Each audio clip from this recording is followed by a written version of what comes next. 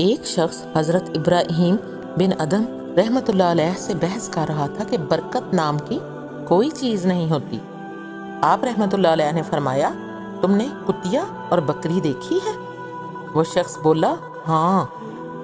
آپ رحمۃ اللہ علیہ نے اس شخص سے پوچھا، کتیا اور بکری میں زیادہ بچے کون جنتا ہے؟ وہ بولا، کتیا۔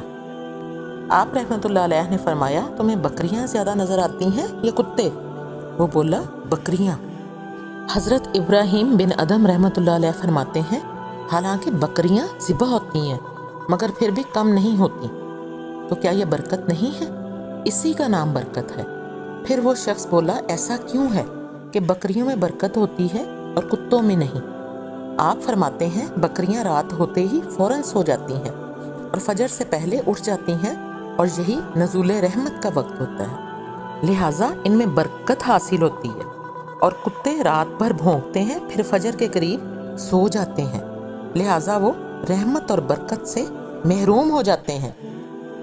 بس یہ غور و فکر کا مقام ہے۔ آج ہمارا بھی یہی حال ہے، ہم اپنی راتوں کو فضولیات میں گزارتے ہیں اور وقت نزول رحمت سو جاتے ہیں۔ اسی وجہ سے آج نہ تو ہمارے مال میں برکت ہے، نہ ہی ہماری اولاد میں، اور نہ ہی کسی دوسری چیز میں برکت رہ گئی ہے۔ اللہ تعالیٰ نے زندگی گزارنے کے جو اصول وضع کیے ہیں، ہمیں انہی اصولوں کے مطابق اپنی زندگی گزارنی چاہیے تاکہ ہم دنیا اور آخرت میں سرخرو ہو سکیں۔